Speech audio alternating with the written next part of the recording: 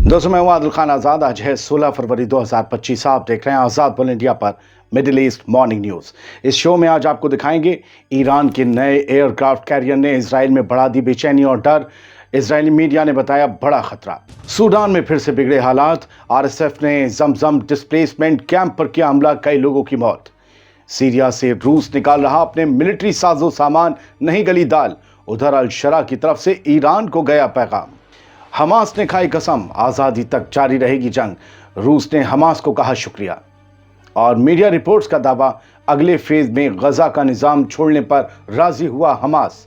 उधर स्पेन के prime minister ने ट्रंप को गजा प्लान पर दिखाया आईना। सवाल खैर, सबसे पहली खबर मिडिल ईस्ट से ना होकर अफ्रीकी मुस्लिम देश सूडान से है, क्योंकि यह खबर लेना लाजिम है। 91% मुस्लिम आबादी वाले मुल्क सूडान में हालात और बिगड़ते जा रहे हैं। कैपिटल खार्तूम से फौज के पीछे हटने के बाद रैपिड सपोर्ट फोर्स यानी कि आरएसएफ ने अब दारफुर इलाके में अपनी पकड़ मजबूत करने के लिए जमजम डिस्प्लेसमेंट कैंप पर हमला किया है, बड़ा हमला। वहां मौजूद अफराद और डॉक्टर्स का कहना है कि भुखमरी से जूझ रहे इस कैंप में कई लोगों पर हमला किया गया। मेडिकल एड एजेंसी एमएसएफ ने तस्दीक की कि अब तक 7 अफराद की मौत हो चुकी है, जबकि वहां रहने वालों का यह कहना है कि दर्जनों लोग मारे गए हैं। इस हमले के बाद जंग और तेज होने का खतरा बढ़ गया है। अप्रैल 2023 से अब तक ये जंग आधी आबादी को भुखमरी की कगार पर पहुंचा चुकी है। 20% लोग अपने घर बार छोड़ने पर मजबूर हो चुके हैं। डॉक्टर्स का कहना है कि जमजम कैंप में सर्जरी करना मुमकिन नहीं है, और जो लोग अल फाशिर के सऊदी अस्पताल जाना चाहते हैं उनके लिए सफर बेहद मुश्किल हो गया है, क्योंकि आरएसएफ पहले ही इस इलाके को कई बार निशाना बना चुकी है। बढ़ते आगे, एक रिपोर्ट के मुताबिक सीरिया से रूस अपने मिलिट्री साजो सामान निकाल रहा है, क्योंकि वहां की नई हुकूमत यानी अल शरा की हुकूमत के साथ रूस की दाल नहीं गल रही है। ब्रिटेन ने हाल ही में ऐसे 6 रूसी जहाजों की निगरानी की थी। ब्रिटेन ने, जो सीरिया से बारूद और हथियार लेकर निकल रहे थे, यानी अपना साजो सामान समेटकर। ब्रिटिश डिफेंस मिनिस्ट्री के मुताबिक ब्रिटेन की रॉयल नेवी और रॉयल एयरफोर्स ने इन जहाज़ों पर नजर रखी, खासकर तब जब वो इंग्लिश चैनल के रास्ते गुजर रहे थे। ब्रिटिश हुकूमत का कहना है कि ये जहाज सीरिया से रूसी फौजियों और फौजी सामान, गोला बारूद ये सब लेकर लौट रहे हैं, क्योंकि दिसंबर में बशर अल असद का तख्ता पलट कर दिया गया था। असद रूस के करीबी माने जाते थे, लेकिन अब वो मॉस्को भाग चुके हैं। British defence minister John Healy ने इस बारे में कहा कि ये जहाज असद को छोड़कर रूस के पीछे हटने का सबूत है, लेकिन ये अब भी हथियारों से लैस और गोला बारूद से भरे हुए हैं। इससे साफ है कि रूस कमजोर हो चुका है, लेकिन खतरा बना हुआ है। उन्होंने बताया कि रूस को अब अपनी मौजूदगी बचाने के लिए मुश्किल हो रही है, लेकिन वो अब भी सीरिया में अपनी नेवी और एयरबेस बनाकर रखना चाहता है। रूस की तरफ से अभी तक इस रिपोर्ट पर कोई तस्दीक या बयान सामने नहीं आया है। अब अगली खबर भी सीरिया से ही है, लेकिन जरा मुख्तलिफ है। रूस और ईरान दोनों ही बशर अल असद के दोस्त थे, लेकिन सीरिया से माल लेकर निकलना पड़ रहा है रूस को, जबकि ईरान को सीरिया की तरफ से दोस्ती के सिग्नल मिल रहे हैं, ऐसी खबर है।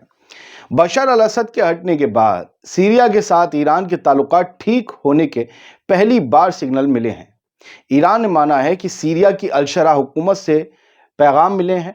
दोस्त ईरान ने सैटरडे को यानी शनिचर को कहा, बशर अल असद के दोस्त रूस के दोस्त ईरान ने शनिचर को कहा कि उसे सीरिया की नई हुकूमत से पैगाम मिले हैं, जो उसके पुराने सीरियन अलाई फॉर्मर प्रेसिडेंट बशर अल असद के तख्ता पलट के बाद पहली बार आए हैं। ऐसे पैगाम तेहरान के खास envoy for Syrian affairs Mohammad Reza Raouf Sheibani, नाम याद रखिएगा, ये शीबानी है, ये तेहरान के खास एनवॉय हैं सीरिया अफेयर्स के लिए, मोहम्मद रजा रऊफ शीबानी। इन्होंने इरना न्यूज एजेंसी से कहा कि ईरान सीरिया के साथ मजबूत तौर पर कांटेक्ट में है। डिप्लोमेट ने कहा कि ईरान ने सीरिया से भी पैगाम रिसीव किए हैं, मगर किसी भी तीसरे मुल्क का जिक्र नहीं किया जो ये राब्ता फैसिलिटेट कर रहा हो, यानी कि इन दोनों के बीच ताल्लुकात सुधरवा रहा हो। ऐसे मुल्क का कोई जिक्र नहीं किया ईरान ने। क्या ये डायरेक्ट ताल्लुकात बन रहे हैं? शिबानी ने सीरिया के फॉरेन मिनिस्टर असाद अल शैबानी, शिबानी और शैबानी के रिसेंट कमेंट्स का जवाब दिया, जो ईरान के साथ कांटेक्ट में थे। انہوں نے کہا کہ ہماری نظر سیریا کی تازہ ڈیولپمنٹس اور ڈمسکس کے ساتھ رشتے دوبارہ بنانے پر ہے۔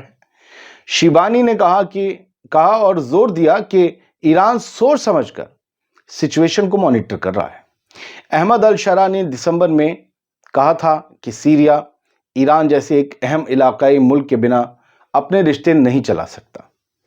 ایران نے سیریا کی سول وار کے دوران اسد کی مدد کی تھی اور اسے اپنے ملک کے کافی حصوں پر دوبارہ کنٹرول حاصل کرنے میں مدد دی تھی۔ لیکن یاد رکھیے، دو ملک کے بیچ تعلقات ملک کے ہوتے ہیں، گدی پر کون بیٹھا ہے، کون ہٹ گیا، کون ہٹا دیا گیا، اس کے ساتھ کیا رشتہ تھا، یہ سب وقت کے ساتھ باتیں پیچھے رہ جاتی ہیں۔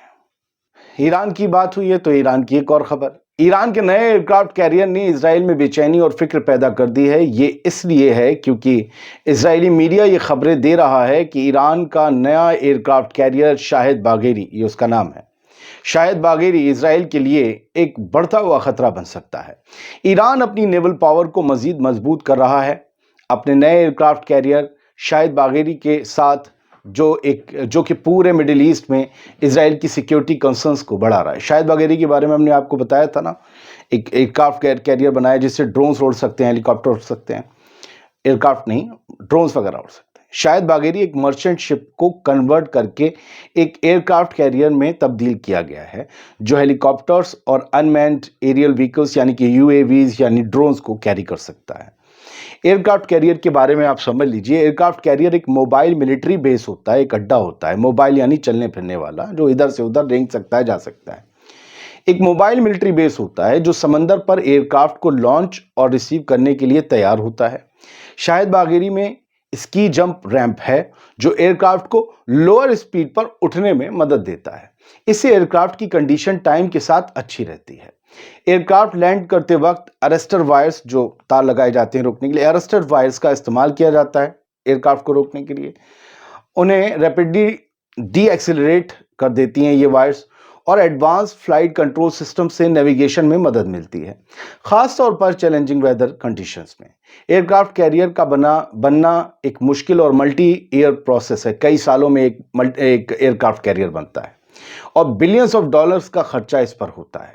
بڑی مضبوط اسٹیل لگتی ہے، جیسے ایک US نیوی کے کیریئر کو ہائی اسٹرینتھ اسٹیل سے میسو شپ یارڈز میں بنایا جاتا ہے، اور وہ نیوکلیئر ری ایکٹر سے پاورڈ ہوتے ہیں، یعنی نیوکلیئر انرجی سے چلتے ہیں۔ اس سے کیا ہوتا ہے کہ انہیں ریفیولنگ کے لیے بنا کئی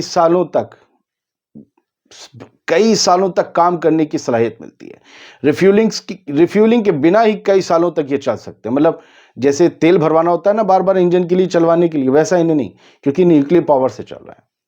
تو ڈیزل پاورڈ کیریئرز جو ہوتے ہیں ان میں 10,000 سے 15,000 کلومیٹر کے بعد ریفیول کروانا پڑتا ہے، ٹنکی فل کروانی پڑتی ہے۔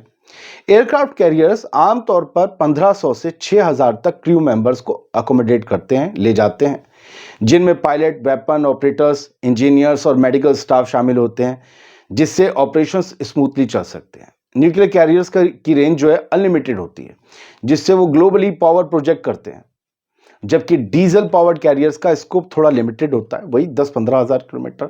اسرائیل کو اس نئے ڈیولپمنٹ کے بارے میں فکر اس لیے ہے کیونکہ ایران اپنی ملٹری پاور کو مضبوط کر رہا ہے، جو پورے ریجن میں اس کے انفلوئنس کو بڑھانے کا سگنل ہے، اور کسی کی پاور اس ریجن میں بڑھ جائے اسرائیل سے کہاں برداشت ہوتا ہے۔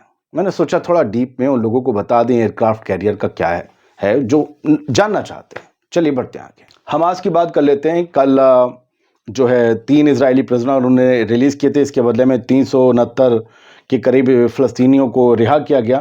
حماس نے ان سب کی آزادی پر جو ہے ویلکم کیا، ان کو مبارکباد دی، اس پر خوشی کا اظہار کیا، اور یہ قسم کھائی کہ ریزسٹنس انٹل فور فریڈم، جب تک مکمل آزادی نہیں مل جاتی، فلسطین آزاد نہیں ہو جاتا، تب تک ریزسٹنس جاری رہے گی، مزاحمت جاری رہے گی، ہم مقابلہ کرتے رہیں گے، یہ کہا گیا ہے حماس کی طرف سے۔ ہیڈ لائنز لیتے ہیں، بس ختم کرتے ہیں جلدی سے۔ رشیا نے حماس کو شکریہ ادا کیا ہے کیونکہ جو کل 3 لوگ چھوٹے ہیں ان میں ایک رشین بھی ہے، رشین اسرائیلی سٹیزن ہے، دونوں اس کی نیشنلٹی ہیں، تو ان کا جو سٹیزن چھوٹا ہے रशिया ने उसके लिए बहुत शुक्रिया किया है। रशिया की क्रेमलिन की, उनके जो यूं समझिए कि रशिया का व्हाइट हाउस, क्रेमलिन की स्पोक्स पर्सन ने हमास एडमिनिस्ट्रेशन को उनके इस फैसले के लिए शुक्रिया अदा किया। एक अमेरिकन भी आज़ाद हुआ था कल।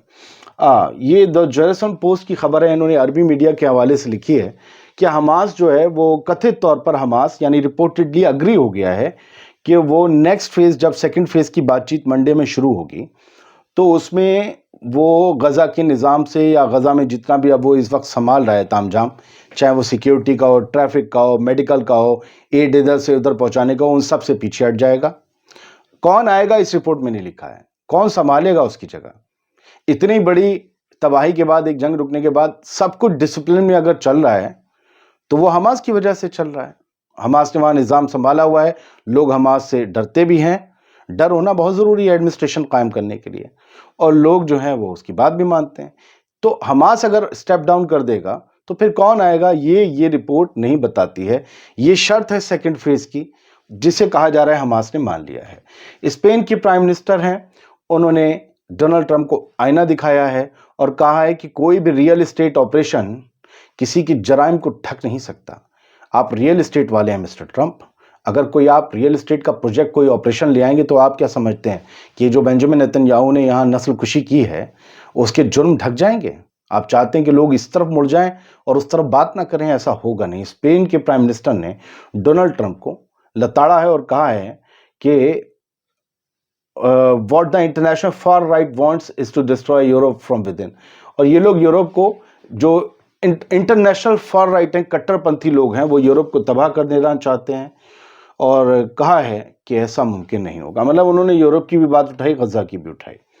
जो कल प्रिजनर्स रिलीज हुए हैं इजरायली जेलों से, उनमें से 4 की क्रिटिकल हालत है और उन्हें रमल्ला के अस्पताल में भर्ती कराया गया है। लेबनान की आर्मी ने टीयर गैस यूज़ की है। पीसफुल प्रोटेस्टर्स जो लेबनान में, बेरूत में प्रोटेस्ट कर रहे थे कि ईरान की फ़्लाइट क्यों नहीं उतरने दी, हमारी हुकूमत लेबनान की क्यों इजराइल के तलवे चाट रही है, क्यों उसकी कहने मान रही है, ये सब लोग जो हैं वो पीसफुल प्रोटेस्ट कर रहे थे। इन पर टीयर गैस का, लाठीचार्ज का या टीयर गैस का इस्तेमाल हुआ।